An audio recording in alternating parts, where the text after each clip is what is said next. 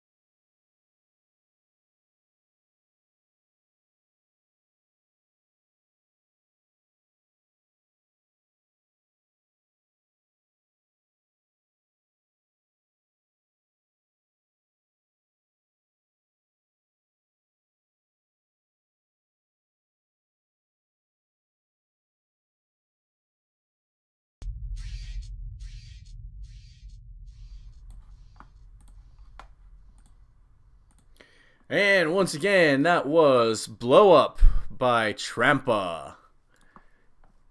So, I guess I should start this show off by saying Happy New Year, everyone! On my last show, I kind of completely spaced the fact that it was my last show of 2017.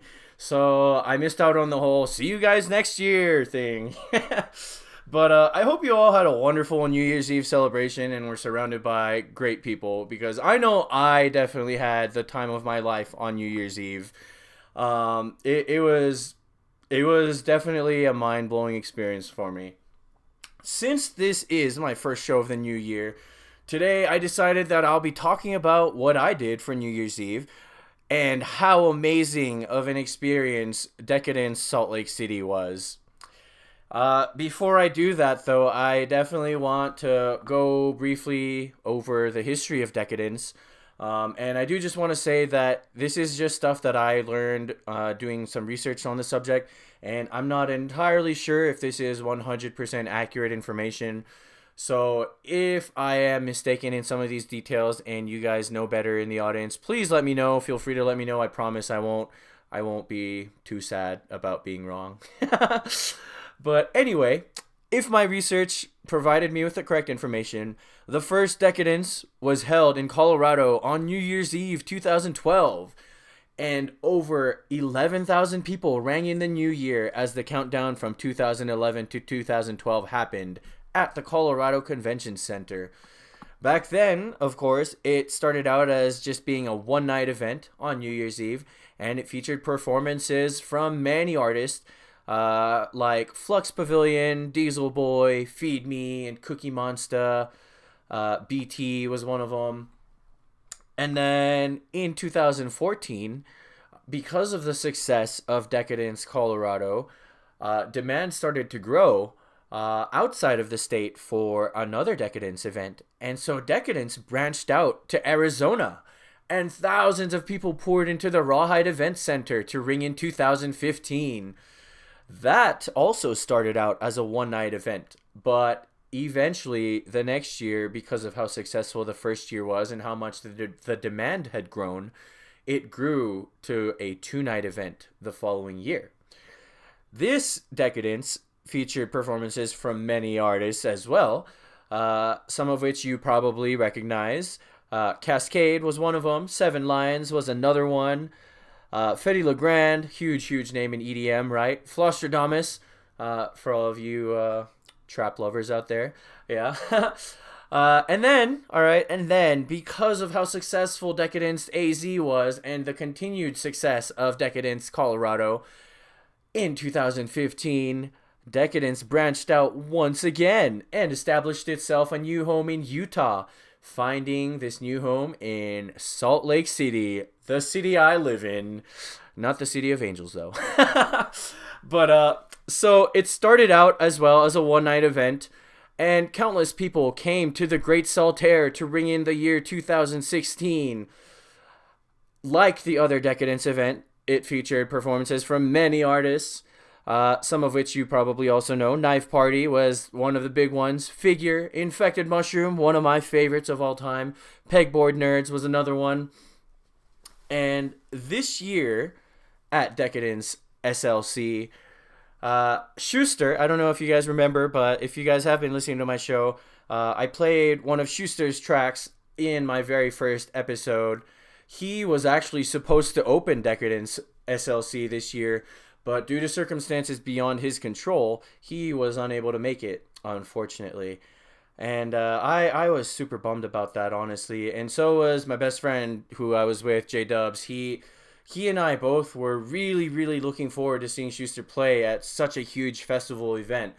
Because I think, I might be wrong, but I think it was his first huge festival that he got the opportunity to play for. So it was really unfortunate that he couldn't make it. But J-Dubs and I, we carried the spirit of Schuster with us that night anyway, because we had both made Schuster candy to commemorate the occasion, right? So with that, even though Schuster wasn't at Decadence with us, I do want to play another one of his tracks for you guys to kind of just really cement this in the history books that he should have been there, and we really missed out when he couldn't make it, unfortunately. So with that, here is Together by Schuster.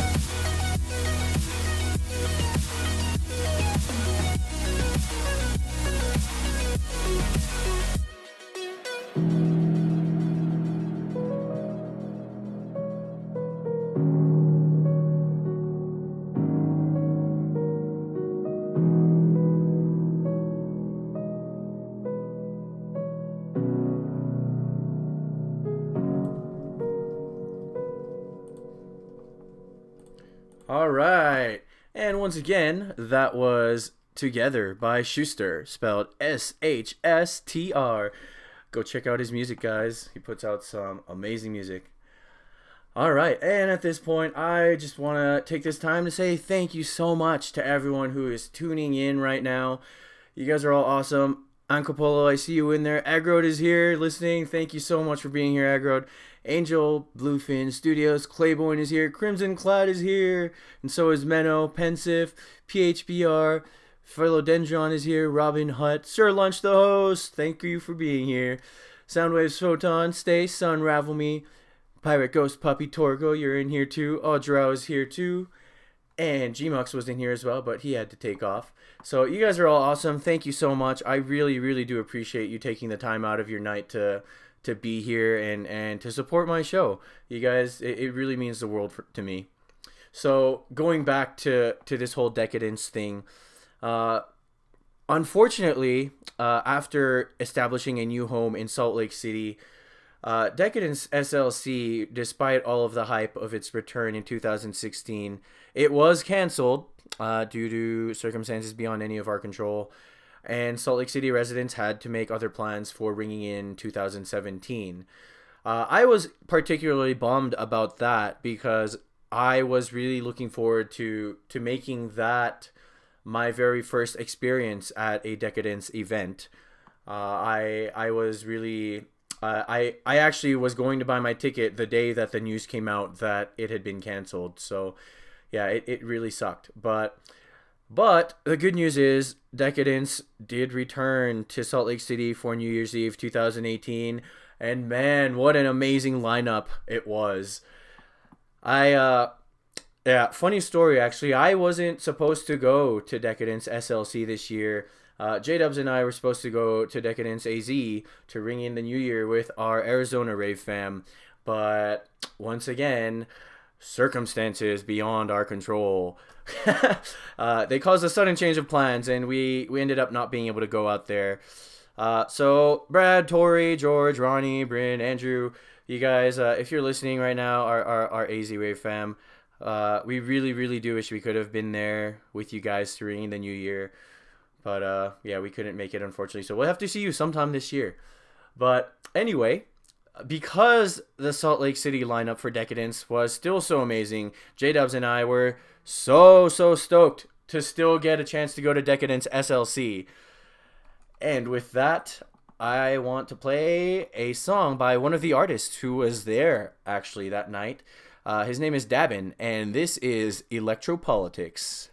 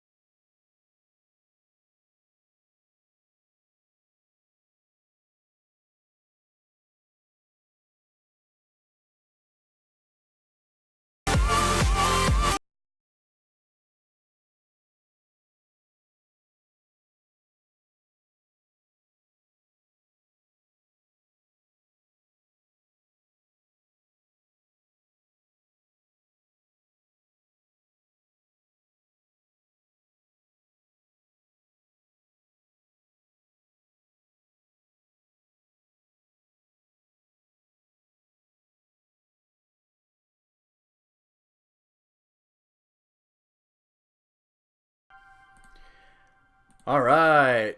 You're listening to The Dancing Dreamers with DJ Damashii on MSP Waves Radio. And once again, that was Electropolitics by Dabin, who was one of the guys who played at Decadence SLC to ring in the new year this past year. So everyone that I talked to anyway, they were all expecting, including myself, I should say, we were all expecting the night to be, this pretty relaxed, trancey, feelsy progression for the night. But everyone, and by everyone I mean all the artists, they surprised the crowds with how hard they all went. So Atrophia, who is one of the up and coming local artists here in the Salt Lake City area, he started the crowd off and got us really riled up with his sick beats. And he really set the stage for the rest of the night with how hard everything else would end up being. I actually wanted to play some of his music for you guys tonight, but I couldn't get a hold of him in time to see if I could get his permission to play his music. So you guys will just have to look him up on Spotify. It's Atrophia, Atrophia. Give him a listen and check his music out because it's pretty good. So after Atrophia, Closey came on, and I will admit that I wasn't too familiar with Closey's music. And Closey, by the way, is spelled Clozee. But the music that I was familiar with from her, it was, like the typical soft, feelsy stuff. And so when she came on the stage and started to play her tracks, she completely blew me away and took me by surprise because I was not expecting the intensity that she brought.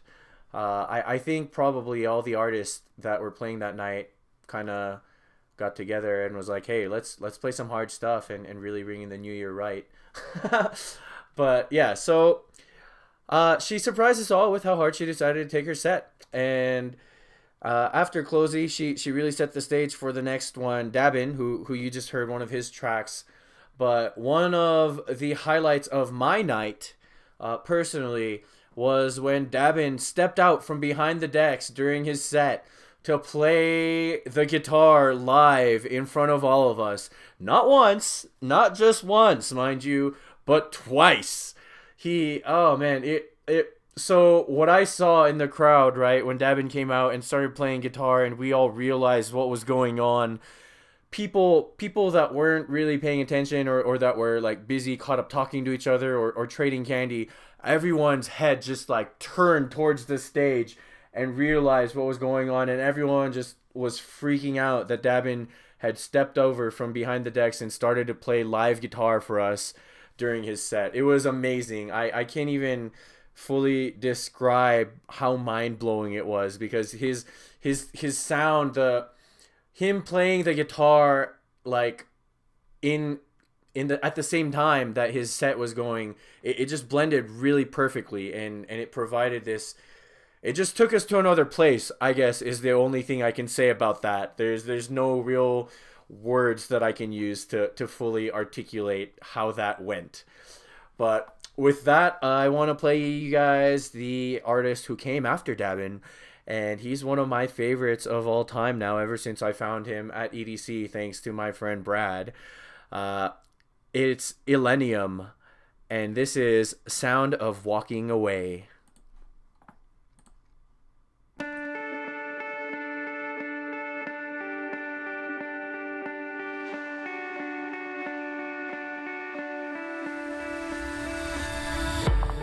I've been quiet inside you, while my heart in my chest shouts, feeling silenced and lied to, but enough is enough.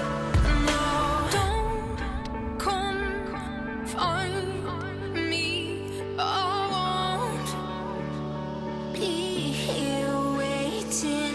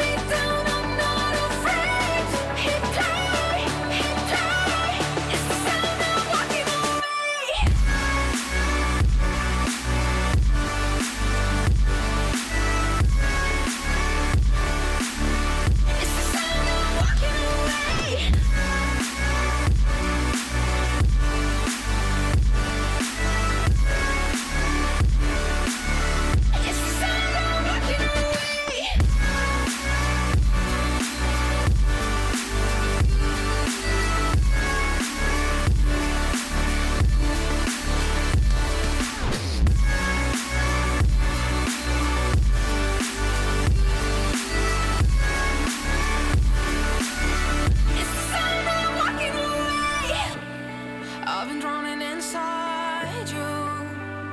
While my love, it just pours out.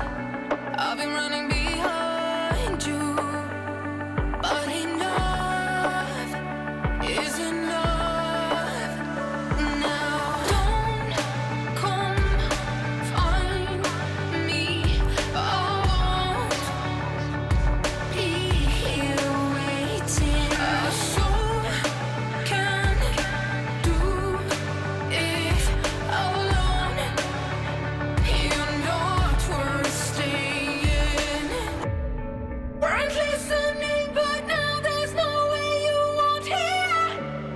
There's a voice emerging in the noise so loud and clear. I don't turn it up like you turn me down. I'm not afraid. Hit play, hit play. It's the sound of walking away. It's the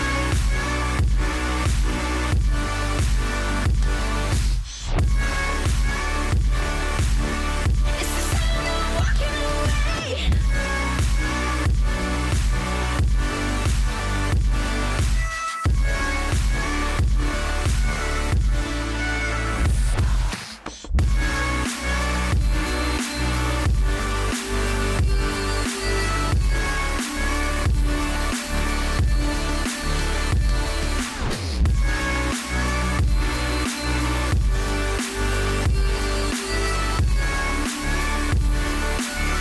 It's the sound of walking away.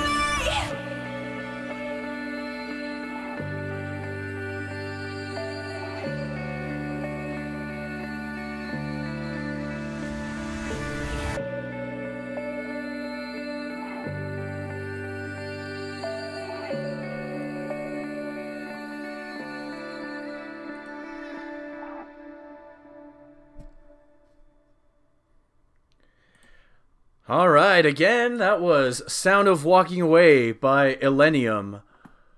Oh man, Illenium is one of my favorite EDM artists. So I would have to say of all time, honestly. Even though I just recently discovered him last year at EDC, he has quickly grown to be one of my favorites because of how heartfelt and emotional and just truly transcendent, I guess, is the only accurate word I can use, that his music is.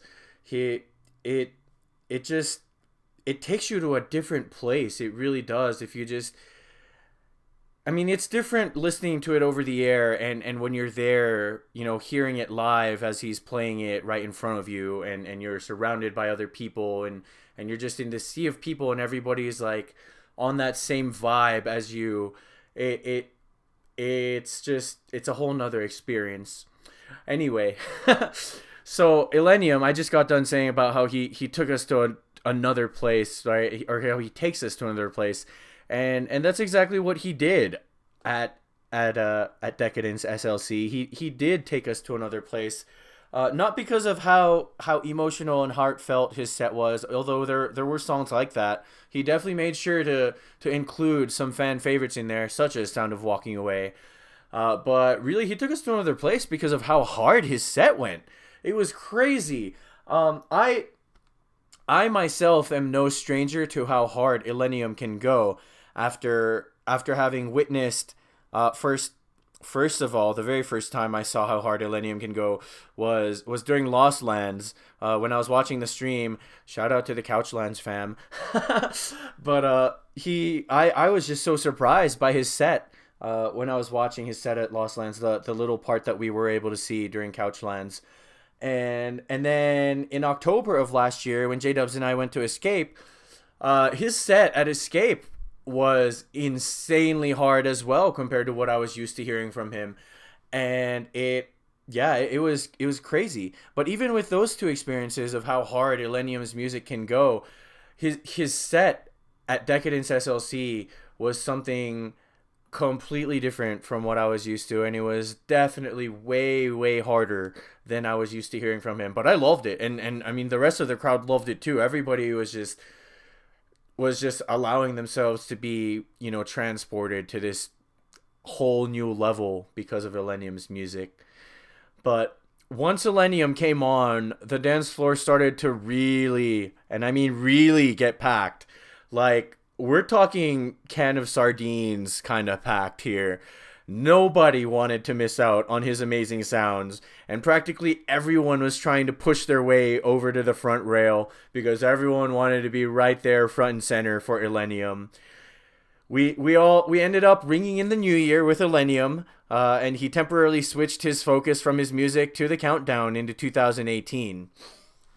And Illenium's set was quite phenomenal for me as well, because for the first time ever since I started bringing J-Dubs along with me to these things, I actually ended up kind of separating from him as I eventually stopped fighting the crowd, and I got pushed up all the way to like the third row of people, and that's where I ended up staying for pretty much the rest of Illenium's set.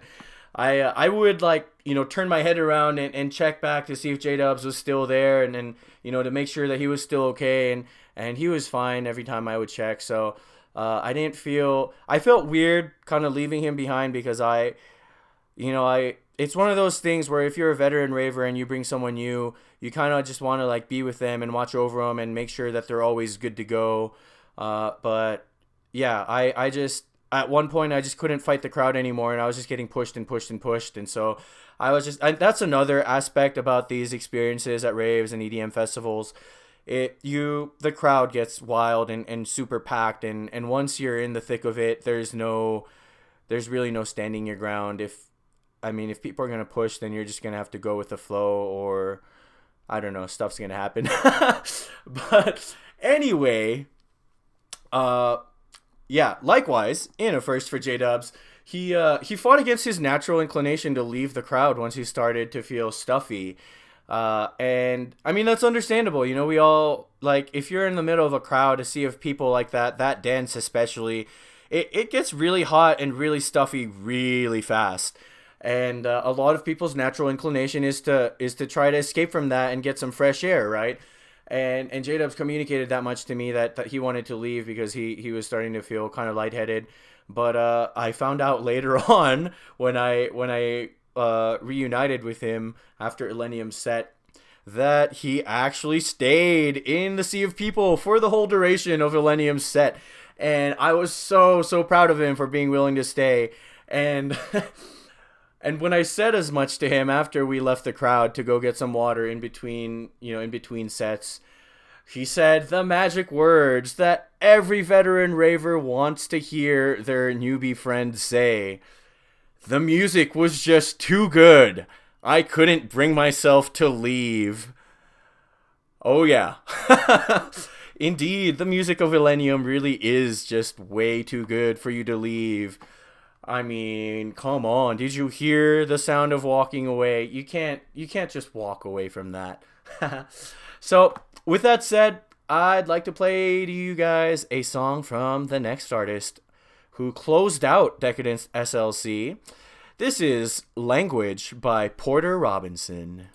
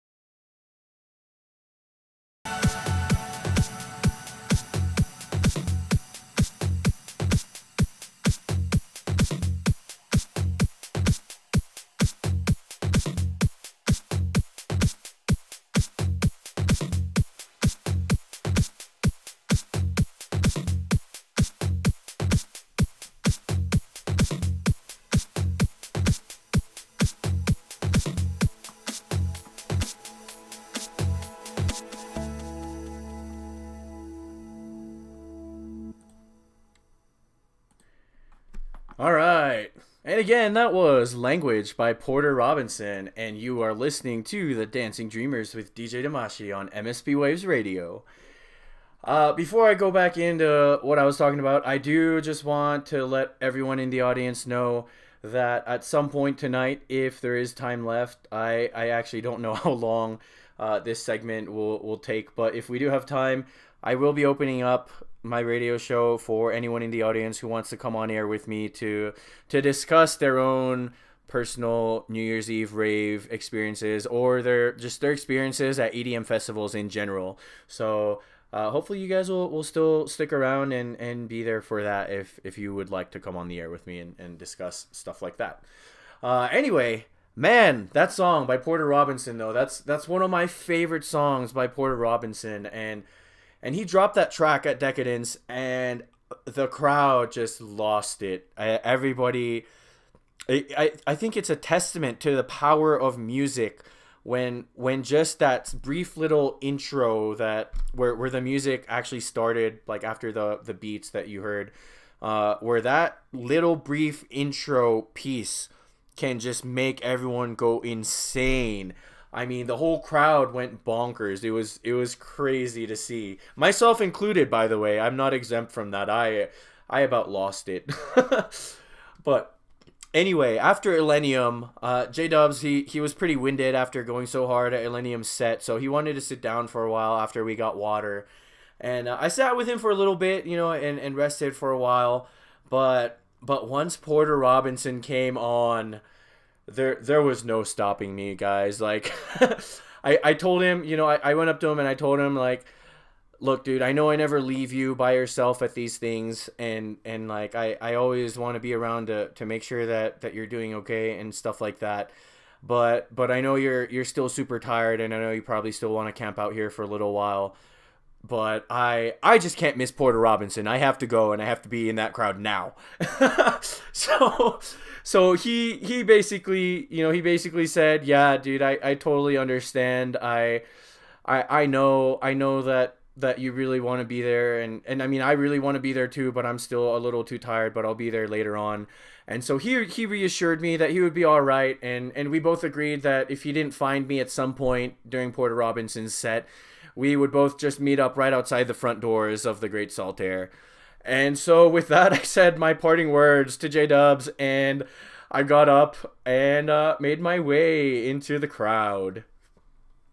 I tried to make my way to the very front again, to where I was for Illenium's set, but by this point, I suddenly realized how futile of an endeavor that was going to be, because the crowd had become even more condensed than it was during Illenium's set, which I didn't even think it was possible considering how tightly packed we already were for Illenium. I mean, we're talking like I had no room around me during Illenium's set to like really dance and like just kind of let loose and let my body move freely as the music was bidding it to. There were several instances where I had to tell the guy in front of me, hey, dude, look, sorry, I swear I'm not trying to dance up on you. I literally have no room behind me, and there's nothing else I can do, so I'm sorry. And he just turned around and laughs at me, and he was like, yo, dude, I totally understand, because I'm in the same situation as you are right now, so don't even worry about it. Yeah, that's how insanely packed it was during Illenium, right? And somehow it managed to get even worse during Porter Robinson's set. Which, I mean, understandably so, because Porter Robinson was closing out the night, right? So I ended up finding this cool spot in the crowd that was, I mean, it was still relatively close to the front. Not as close as I would have wanted to be, unfortunately. But it was cool. It was, I saw a good view. The music sounded amazing from where I was. And it was just good times. I found this cool spot in the crowd where I actually ended up making some new friends who I ended up spending the rest of the night with until Porter Robinson's set ended. Before I continue, though, I want to say thank you to everybody who's tuning in now. Everyone new who's showed up. Hey, it's Joe is here. Crystal Pacheco 30 has showed up. Loxic is in here as well as Mari. Thank you guys. You guys are awesome for being here. Brad is here. I am I am at Evil Radio is in here, and Schuster Music, the man himself, whose music I played earlier, is tuning in as well. And oh my God, I see Ferret Snow here. I know exactly who that is. Thank you so much for being here, Garrett. I really appreciate you tuning into my radio show. You guys are all awesome, and I appreciate you guys so much. So, with that, let's see. I was talking about how I ended up finding myself in a spot where I made some new friends that I hung out with for the rest of the night. And, so it was in that spot where I ended up being randomly parked, right? Or so-called randomly. I personally believe, I'm of the opinion that nothing is quite as random as we would like to believe. And, the universe kind of just puts us where we need to be in certain moments of our life, right? Not everyone holds that same belief, obviously, but that's something that I personally have come to accept as the truth of life after all these crazy things that have been happening to me since I went to EDC and started going to EDM festivals again, which I'll probably talk about in a future show, or maybe tonight if there's time. I'm not entirely sure. But anyway, back to the point at hand, right? It was in that spot where this random dude named Matt suddenly came up to us and he started talking to us, and he told us that Decadence SLC was his first rave ever. And so I mean, you can imagine my excitement, right? Meeting a first timer, me myself being the veteran that I am, and always wanting to bring new people to the scene, and always wanting to show people the ropes and teach people the proper, quote unquote proper culture of EDM. So he saw that we had a bunch of candy, and he wanted to know if we would give him some, even though he didn't really have any to trade, because the ones that he had were just ones that other people had given to him after he had told them that was his first rave. So, I mean, talk about how excited I was upon finding out that not only was this his first rave ever, but he wanted some of my candy. I mean, so candy is like, for me anyway, it's a very like spiritual experience, because I put a lot of heart and soul and time and energy into making these little pony bead bracelets to give out at raves. And it's a spiritual exchange of energy between people. And that's another topic I'll go into at a future show, I'm sure. But for now, let's get back to the topic at hand, right? So this dude Matt told me about like, oh well, all these candy are like from people who gave it to me, so I don't really have anything to trade. And I was like, oh, no worries, man. Like, of course I'll give you one of my candy. Yeah, of course. This is your first rave. I don't mind giving you one away without anything in return. So then he put up his like hand and was trying to like make the motions for plur, and he looked really confused, and he was like, so how do I do this? Like, the people that gave me these, they kind of just like showed me the hand motions, and they didn't really explain anything, and so I don't really know exactly what I'm doing right now. And so I mean, not only was I excited at this point that I had just met a first time raver, but I was excited that this first time raver that just so happened to approach me and ask me about candy had no idea what plur was and no idea how to trade candy. I mean, if you guys listen to my first show, you know how passionate I get about plur and about explaining plur to people. So I I took it upon myself to be his plur teacher that night. And I put up my piece, and I put it up to his, and I told him, all right, I'm about to teach you one of the most important things about rave culture, and it's up to you whether or not you want to take this with you and live with it as you go to more raves in the future. And so he nodded and smiled, and he was like, oh, okay, cool. And so we did the peace thing, and I was like, all right, this represents peace, and it is the peace that people find here at a rave, because it is this peace in knowing that when you're here, you can be fully and completely yourself. Whoever you are at your deepest, innermost human core, you are free to be that person and express that person to the people here. You don't have to put up any of these facades that you put up in the outside world. You don't have to pretend to be someone just because you think that that's what other people think you're like. Here at a rave, you find peace within yourself because you realize man, I really can just let everything go and just be who I am, and nobody's gonna judge me for it. And so he was like, wow, okay. And so then after that, we moved into, we made a heart together, and we're like, all right, and this is love. And this love represents the love that we all have for each other here at the rave. It's the love that we should all have for each other as members of the human race. It's this love that bonds us together here, and brings us together, and just reminds us all that we are one human family, and we should always be there to help each other and support each other as we go through life, right? And so he nodded again. He was like, wow, that's really cool. And so after that, we put our palms together, and we did unity. And I was like, all right, and this is unity. And unity, this unity in relation to the love that I just explained to you, this unity stands for the unity that we all experience here at the rave. This unity that reminds us that none of these dividers that are fed to us outside in the outside world by society matter, because here at the rave we are united as one human family. And it's the unity that you see when you look around and people are sharing their water with their neighbor who sees, when they see that they're thirsty, or that they've been dancing for too long. Or it's a stick of gum that somebody gives out when somebody sees that they've been chewing on their cheeks or biting their lip or whatever for too long.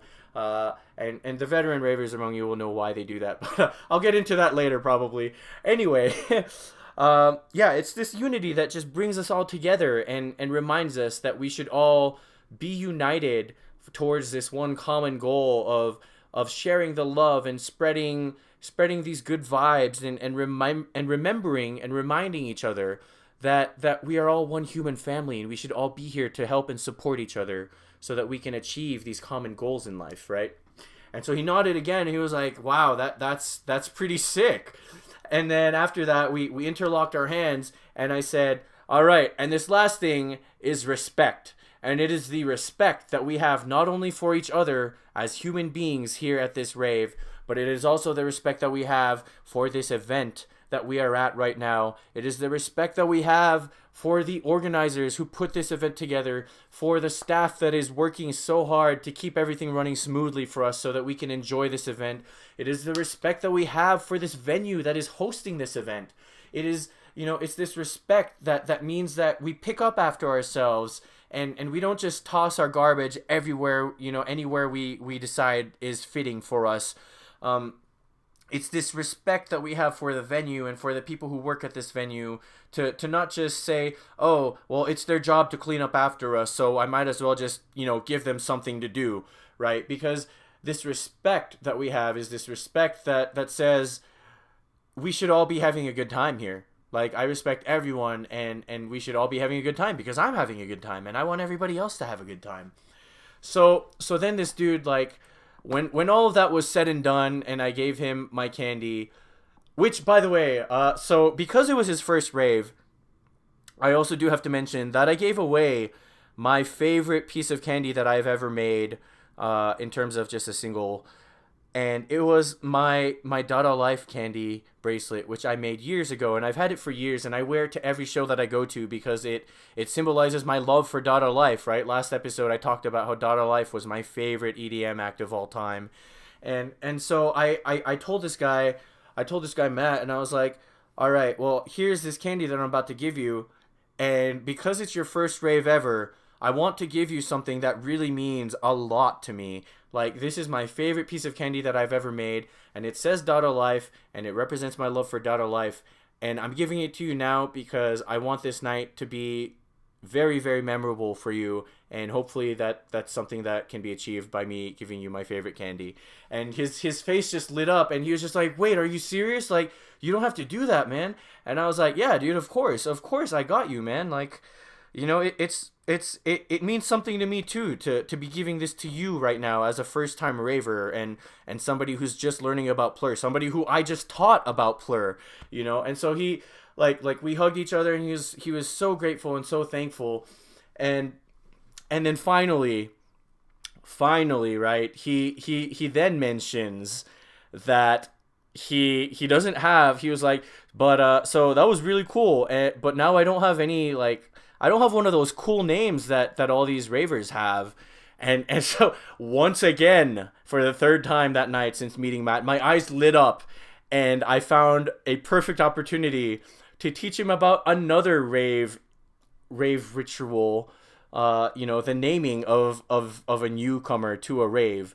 And so at that point, I bestowed unto him his own rave name, The Bouncer.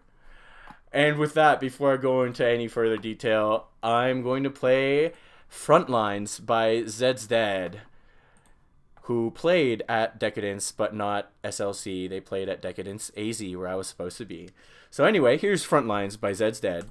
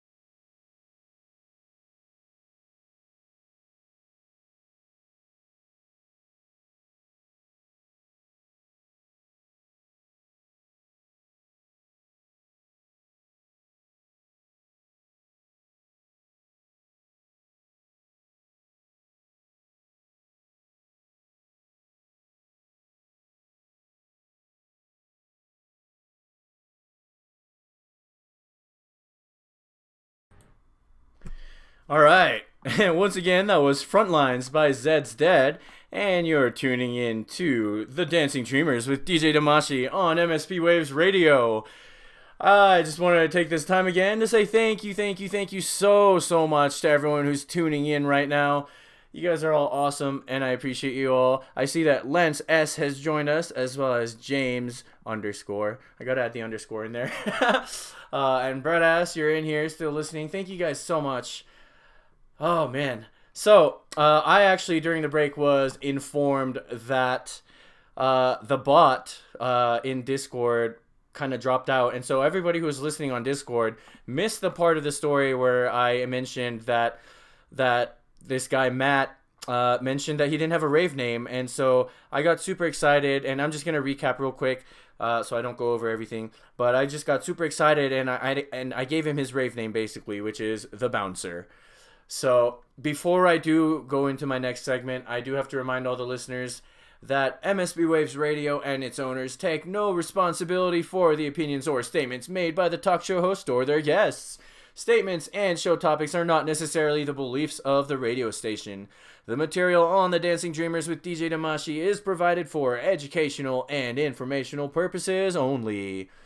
And with that, I also do want to add once again, just as a reminder, that if any of you listening right now would like to come on the air and talk about your raving experiences and your experiences at EDM festivals, you will most likely be able to at some point tonight, depending on if we have enough time after I finish talking about what I planned out for tonight.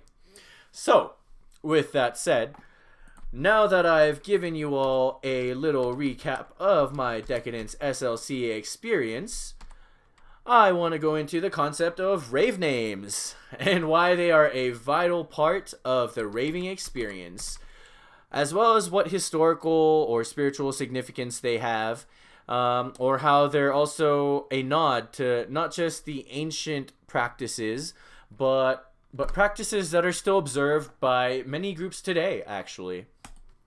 So, buckle in, kids, because this is about to get pretty deep compared to my other shows. So, in ancient times, there were these things known as the mystery schools that served as centers of initiatory rites for members of those societies. And these mystery schools, they were a necessary part of society because they preserved the ancient truths of humanity within their rites. Or I guess I should say their version of the ancient truths of humanity, which I know saying that now it kind of sounds like an oxymoron because truth is truth, supposedly, right? Anyway, what I mean by that is that each of these mystery schools took the base truth of humanity and wrapped it around their own kind of set of lore, I guess you could call it.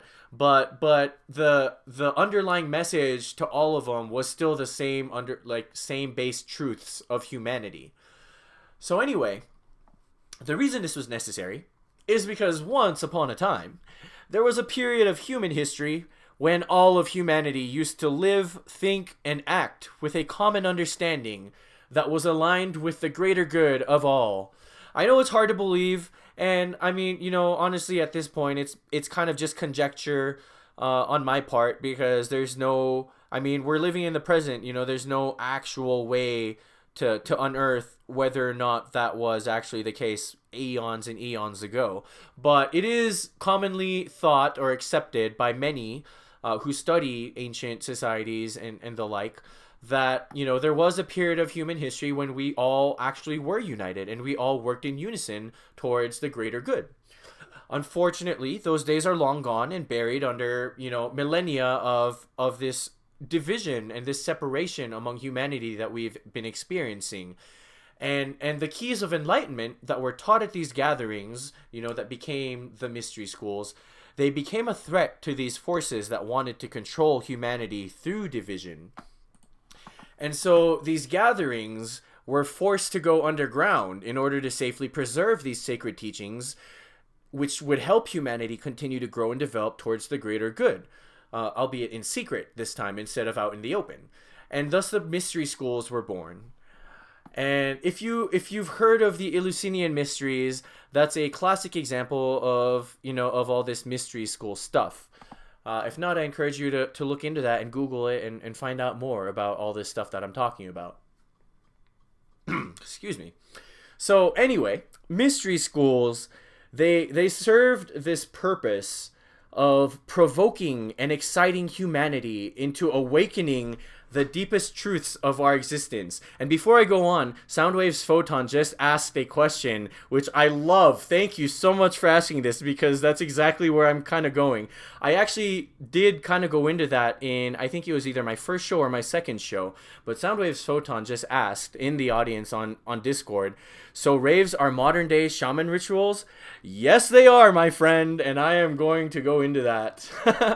Essentially, that's what they are.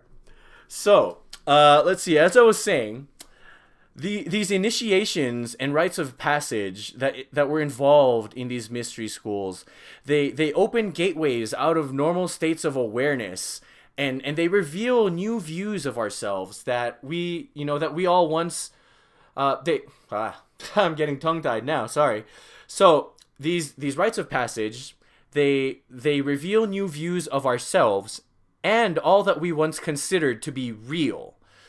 And then this uncensored experience that we go through within the walls of a mystery school, they cause a notion of the universal truth of humanity to emerge within us. And that's something that I do need to stress. It comes from within us. Despite, it might seem like it's coming from outside of us because it's what we see in the rave. Everybody at this rave who's teaching us this lesson, they're not actually the source of this knowledge. It's springing from within us because our innermost human soul is telling us, that what we see is the truth of humanity. It is how we are supposed to be operating at a base level. And so that that comes from within us, and that is why these mystery school experiences were so vital for humanity. And with that, I'm going to take a short little break again to catch my breath because that was a mouthful. And I'm going to play a song by Zed, who also was at Decadence, but not at SLC. He was at Decadence AZ. And this is one of my favorite songs by Zed, Beautiful Now.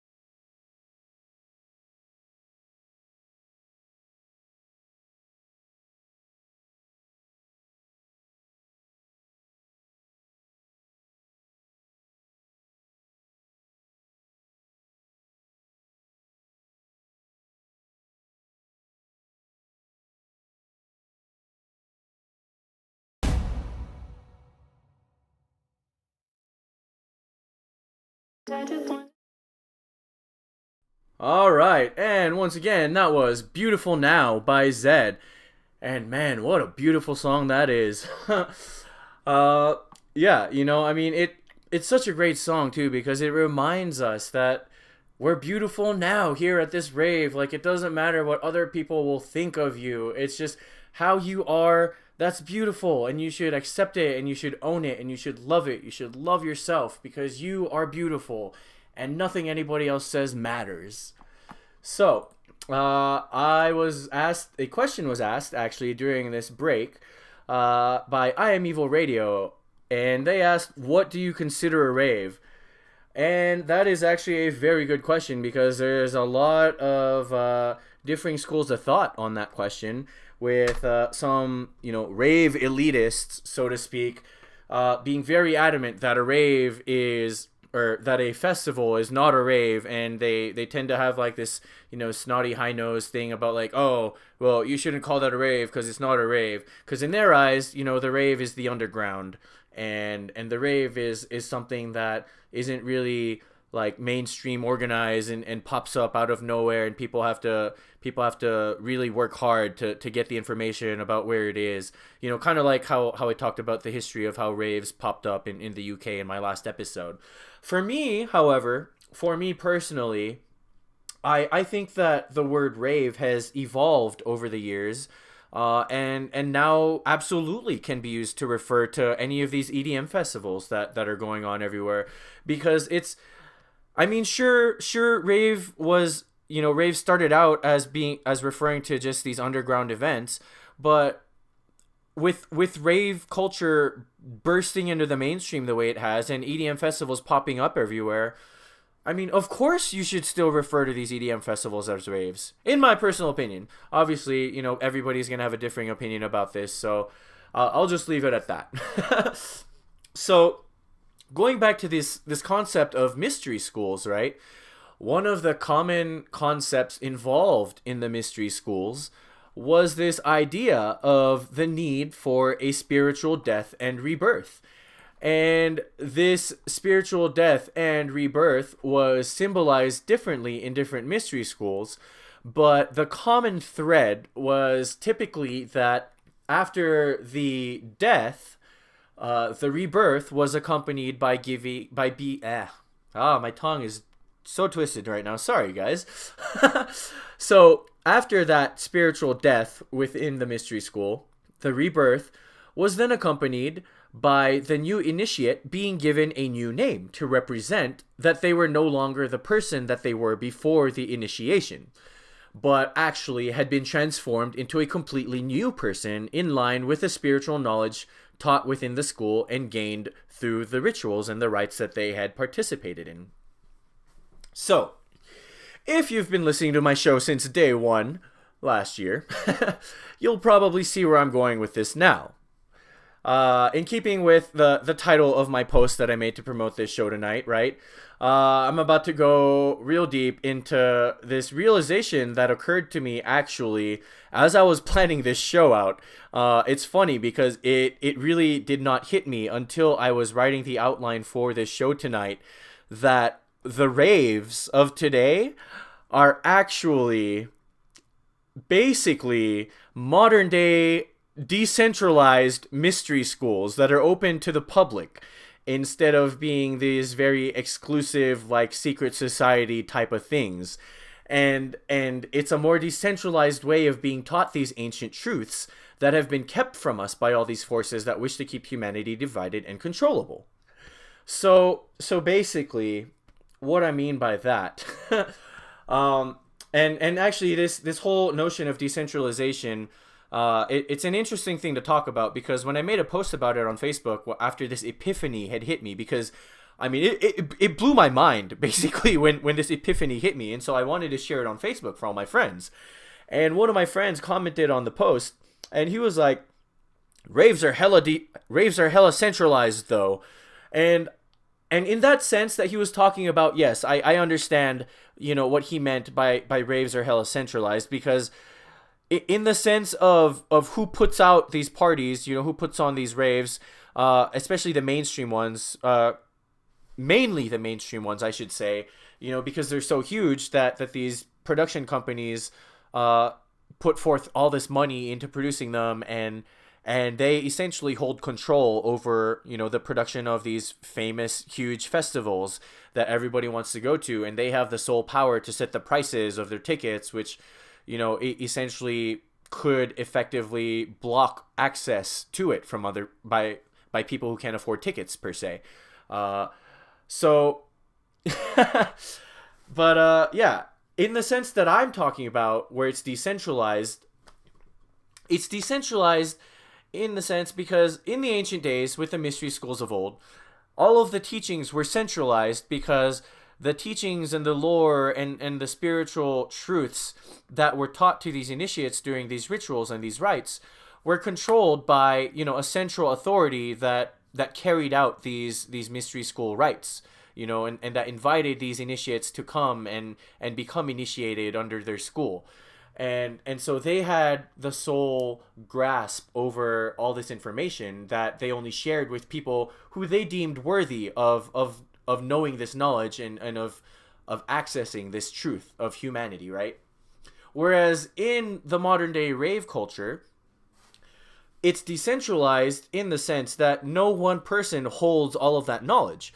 It's shared freely among all of us by people who are veterans to the raves. For instance, in my story about meeting Matt and teaching him about Plur, and then teaching him about rave names, and then giving him his rave name, nobody had like power over me to say, no, you can't teach him that because he's not worthy, or nobody was telling me, oh, you shouldn't be telling him that because he doesn't, he shouldn't know that information. It's freely shared and freely shared among us. It is up to each and every one of us to spread the word about these eternal truths of humanity that have been obscured from us by society at large, to all these newcomers who come into the scene, which of course goes back to this whole notion, which I talked about in, I think, my first episode, of people who say that Plur is dead, and who come to these events and are disheartened because they see that, there's all this bad stuff that's going on, and they're like, oh, why is everybody so mean, and why is nobody, being loving and accepting, etc., etc. And that's people who those are the very people who need to hang in there and who need to remember that it falls on every one of us to share Plur with all these newcomers, because they have no idea about it. Just like Matt, he had no idea when I met him what Plur was and what any of all of it meant. And if I had never taught him that, he would have gone on, raving with a completely different idea of what it was all about. And so, with that, I definitely just want to read this post that someone made on Radiate, about her experience at Countdown NYE. And she said, this actually was brought to my attention by Bradass, who's in the chat right now. And she says, honestly, after Countdown this weekend, I might be a little over the rave scene. I had so much fun, but I also feel like I go to these events for a different reason than some of the other people are going. I've always heard people say that there are a lot of people that go to raves just to do drugs and get fucked up, but I've never really realized how true it was until this weekend. I go to these events for good vibes, fun, and to watch my favorite DJs. I'm sober at a lot of raves that I go to. I'm genuinely there for the music. Not saying that it's bad to not be sober at raves, because I've definitely been there too. Just saying that if you don't listen to this type of music and are only there to take a couple ecstasy pills or something, then why are you even there? I saw so many people almost get in fights this weekend, and so many people were just rude in general. I feel like going to raves has just become the popular or cool thing to do, and it's so sad. And to her, I say, and to everybody who has shared those sentiments before, I once again just want to stress that it really does fall on every single one of us to talk to those people that we see who aren't, I just lost my train of thought, but those people who aren't in following along. I don't want to say following along, because raves are about individuality and expressing your individuality, right? But basically people who don't understand what Plur is about and who don't understand what raves are about, right? it falls on every single one of us to teach them the ways and to show them to show them the truth, basically, and to try to help them to gain this understanding of why we're here and what it's all about. So to going back to this whole notion of mystery schools and teaching the truths of humanity that we've forgotten because of everything we've been fed by society, I want to revisit two of the points that I brought up in my last show. The first one is that raves have the potential to cause a true massive paradigm shift among people, breaking down all these false notions that we were fed growing up and replacing them with the truth of our human existence, that we are supposed to be helping each other to grow and succeed in life. It is this communal effort that we share together to grow and succeed that will bring us truly into the future that we all wish and hope for, where humanity is finally succeeding and thriving for real. And then the second one was that, raves remove this false idea that we need to always only be looking out for ourselves.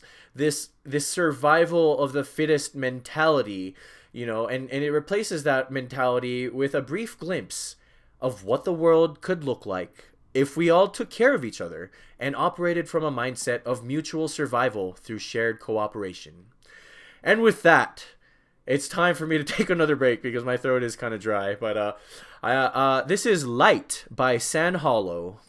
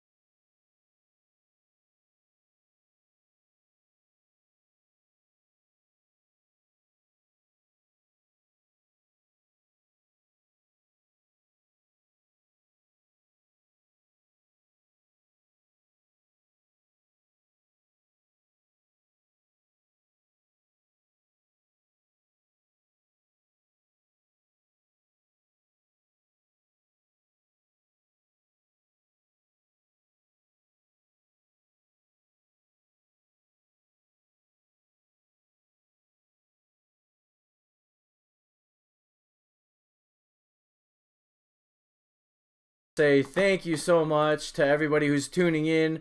I see that Osbitbank has popped in as well, and Cubby Elizabeth is here too, and Rhonda K is here, and Discordiant, who never listens to these radio shows. Thank you so much for being here and tuning in to my show. I really appreciate you guys. And I Am Evil Radio just said that he had to leave. Thank you so much for tuning in. I really appreciate all of you guys so much. I love all the support you guys are giving. Thank you so much. You really encouraged me to keep on going. So, you're listening to The Dancing Dreamers with DJ Damashii on MSP Waves Radio. And at this point, I just would like to remind you all once again that MSP Waves Radio and its owners take no responsibility for the opinions or statements made by the talk show host or their guests. Statements and show topics are not necessarily the beliefs of the radio station. The material on The Dancing Dreamers with DJ Damashii is provided for educational and informational purposes only.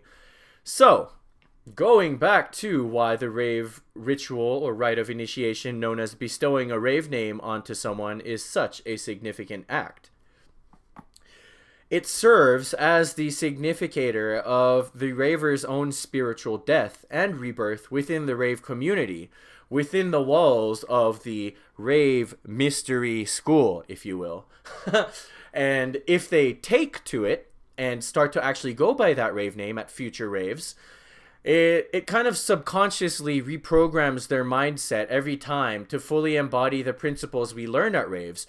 Plur, which once again, for all the people who are tuning in and don't really know what plur is, it stands for peace, love, unity, and respect, which are the central tenets of EDM culture. And so when they go by their rave names at future raves, it reprograms their mind to really embody all these significant life truths that we learn from within the walls of these raves that we go to, right?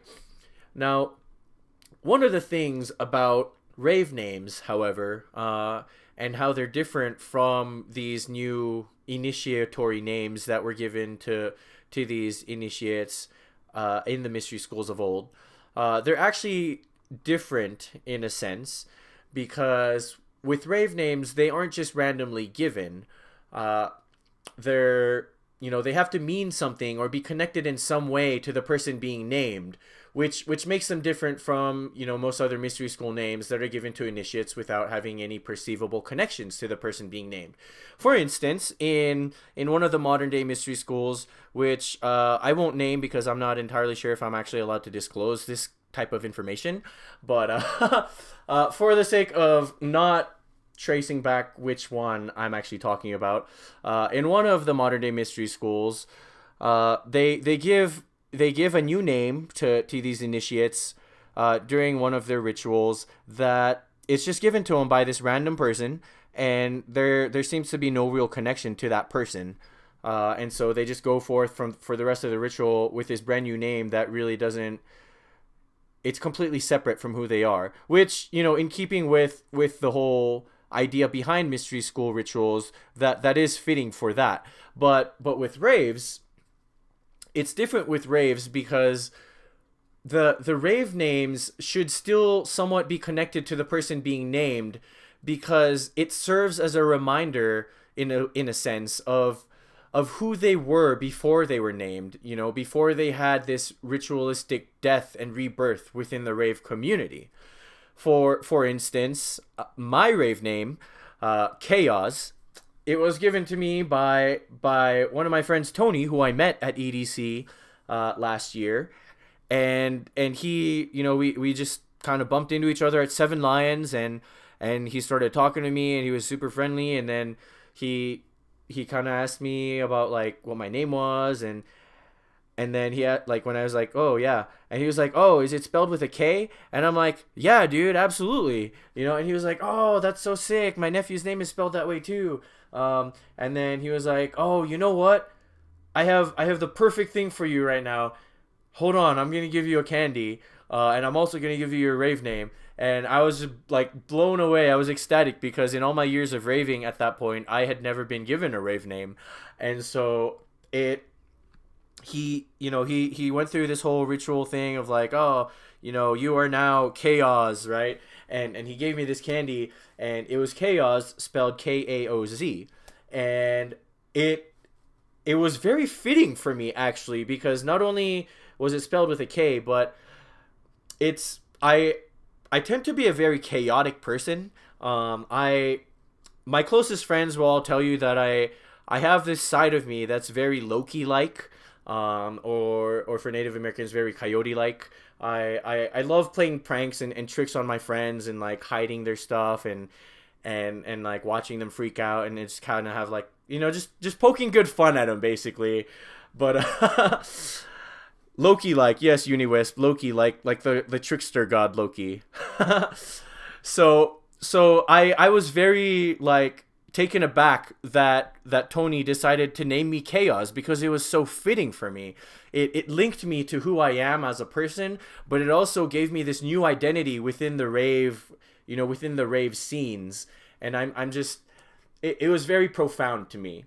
And another example is my best friend J Dubs. That's his rave name, by the way, J Dubs. And I gave it to him because, so it's kind of like a play on words almost, because we live in Utah, right? And one of the things on the mission when I was living in California, on the mission, we used to kind of, I don't want to say make fun of, but maybe poke fun at Jehovah's Witnesses. Um, and we used to call them, we used to call them J Dubs, like JWs, and so we used to refer to them as J Dubs. And so with us living in Utah, now, and there being such a huge Mormon population here, um, I decided first of all to start with J, because his name starts with a J, and so it was only natural for me to start with a J, I suppose. But then there was that double meaning of J Dubs, because it was kind of like poking fun at like being in a Mormon state, as well as like this whole proselytizing thing that J Dubs do. But and I think he's listening right now actually, and J Dubs, I don't think I've actually ever explained that story to you, and if I have, then cool. But if I haven't, you learned something new today about your rave name. So now, with and one final example that I'll give is with Matt, the new kid that I met at Decadence SLC. And I said earlier that I dubbed him the Bouncer.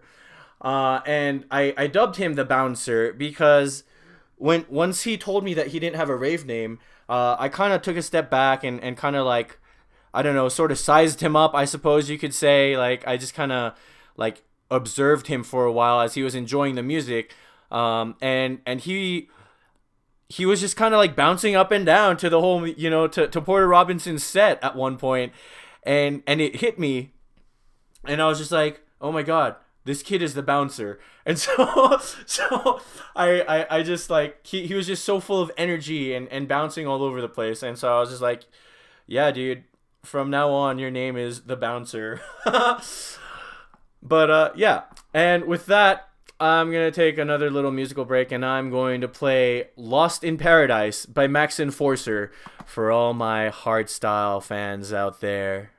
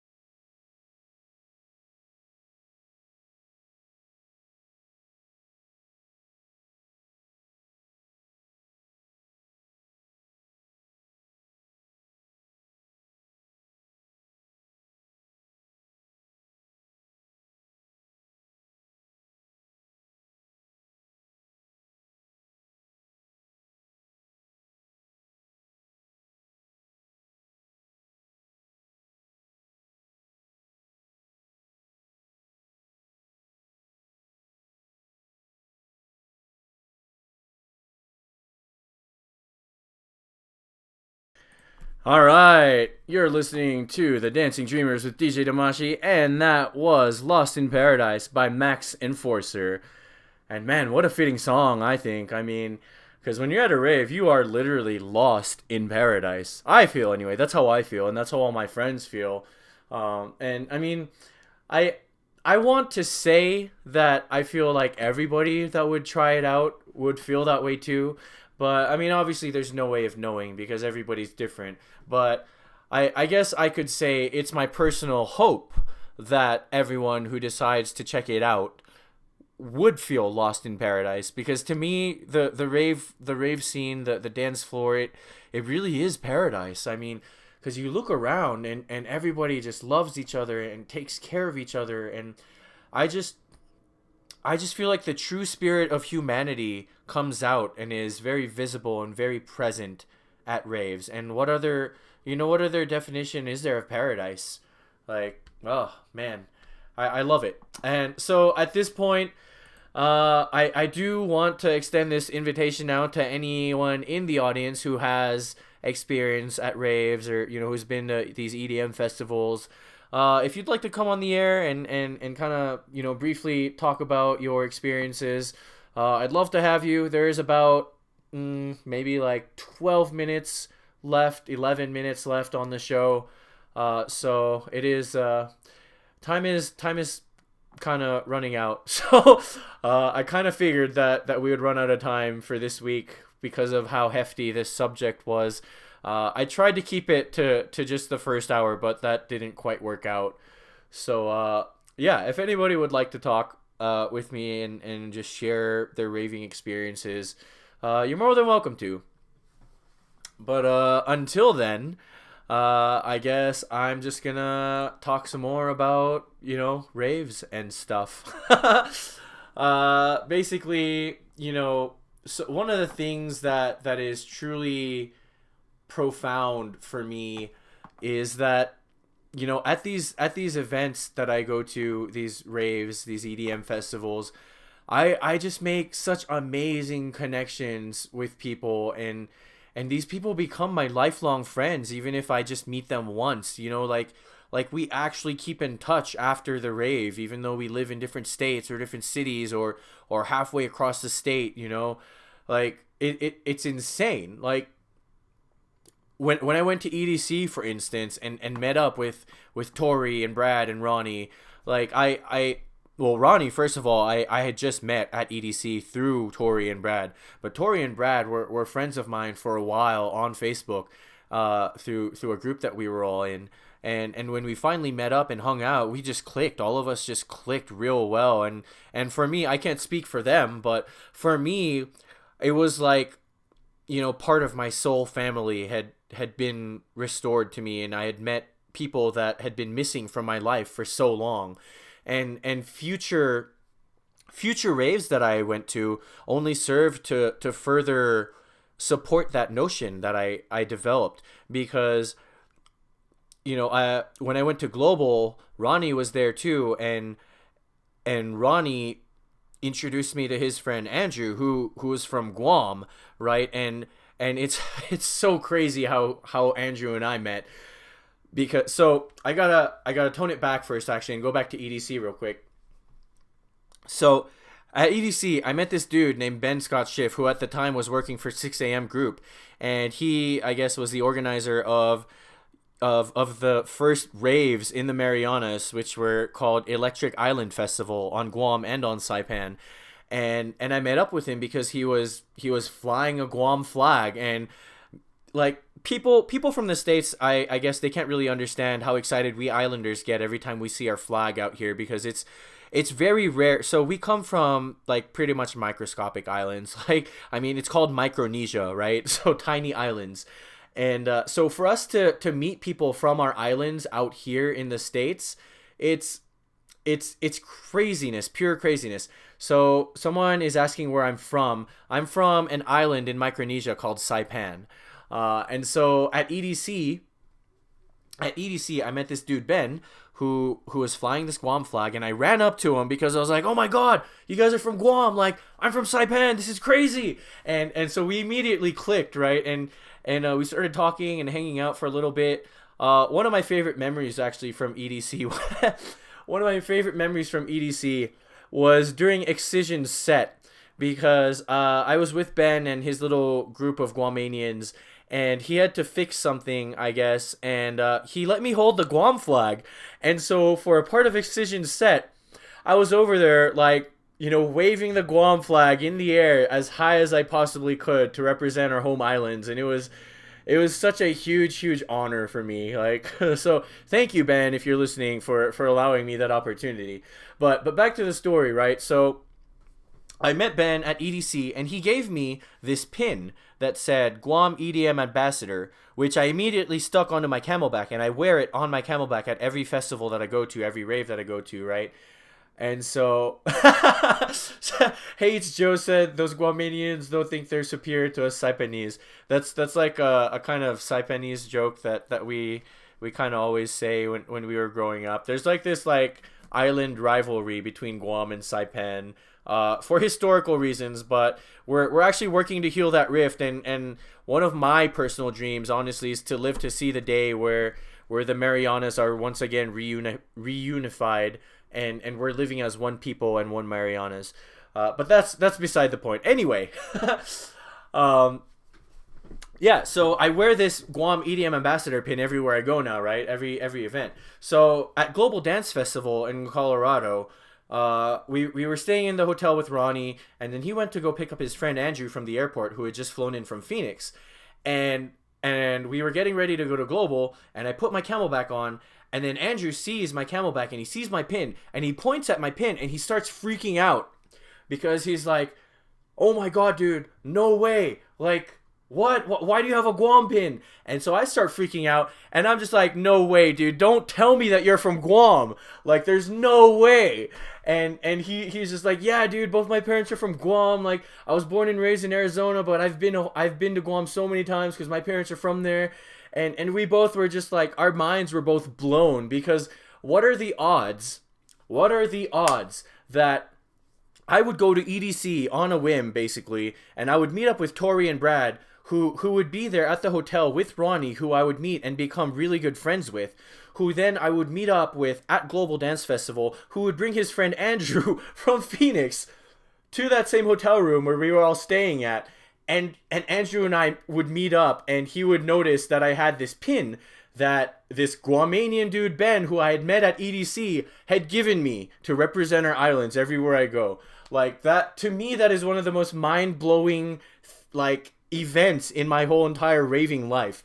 And the craziest thing about that is that's not where it ends. This whole crazy universe, like, putting people in my life thing has been happening every single time I go to one of these things. And it's, yes, absolutely, Soundwaves Photon. Synchronicity is in maximum effect at these things, and that's one of the things I love about rave culture, because, I can't say that everybody experiences it, all right, but I have experienced it every single time, and a lot of my friends have experienced it as well. Even actually J-Dubs, who's recently experienced it, just very recently when we went to Decadence, which I'll probably talk about in a little bit if there's still time. But going back to this whole story, I also at EDC met up with my friend Chris, who I met him at a show here in Salt Lake City for Transmit when Dada Life came into town, and we both just randomly bumped into each other and started talking and became really good friends. And he mentioned that he was going to go to EDC, and I actually really wanted to hang out with him again because he was such a cool dude. And so I was like, yeah, dude, let's meet up at EDC. So when I went to EDC, I was really hoping that I would see him, and we were messaging each other back and forth, but we couldn't make it work out, and we never got it to work out. But then, I think it was day 2, I wasn't even looking for him anymore because I was like, well, communication sucks, and like service here sucks because everybody's on their phones, right? And then out of nowhere, I decided to go get water, right? In between sets, I decided to go get water. And who do I see standing in the water line? None other than my friend Chris, who I met here in Utah, but who lives in Washington. And we both were just like, oh my God, dude, like, I can't believe we're finally here. We finally see each other. Like, so we ended up hanging out, like, for the rest of the day 2 of EDC. And then another instance, I had, like, kind of branched off from Tori and Brad and Ronnie, and I was just kind of doing my own thing. And I ended up in the crowd at Galantis on EDC. I think it was day 2. And it might have been day 1. But I ended up in the crowd at Galantis, and I just so happened to stop. Like, randomly decided to stop, right? And then I look over next to me, and this dude just so happens to look over like at me as well. And we kind of look at each other and give each other a nod because we're both, like, having a good time. And so he decides to start talking to me. And he's like, oh, dude, what's up? Like, where are you from? And I was like, oh, dude, I'm from Utah. And he, like, starts freaking out, and he's like, whoa, dude, for real? Me too. And we're both just like, what? No way. And so, like, that to me was pretty profound as well, because what are the odds, right, that in a crowd of, tens of thousands of people, I would just end up stopping right next to another dude from Utah who only lives, like, an hour away from me. And so we became friends and kept talking and stuff after that. But yeah, so that's, like, a little sample of all the crazy stuff that happens to me at these raves, right? For global, though, oh my God, I gotta go back to global real quick because my time is running out a little bit. Oh my gosh, I met my best friend J Dubs actually through our global dance festival trip. But you know what? That's gonna have to be a story for another time because actually my time is running out, and so I'm just gonna sit here and play you guys this one last song to close out my show. I just wanted to say thank you guys so much for listening, and thank you for being here and for supporting my show. I really appreciate you guys. And thank you for tuning in to this 3rd episode of the Dancing Dreamers with DJ Damashii. And I also wanted to say thank you again to Global Cup and Ron Nunn and the station managers at MSP Waves Radio for allowing me to have this show and for supporting my efforts every step of the way. And with that, here's the track that I'll probably be closing out all my shows to, Ordinary Life by The Prophet.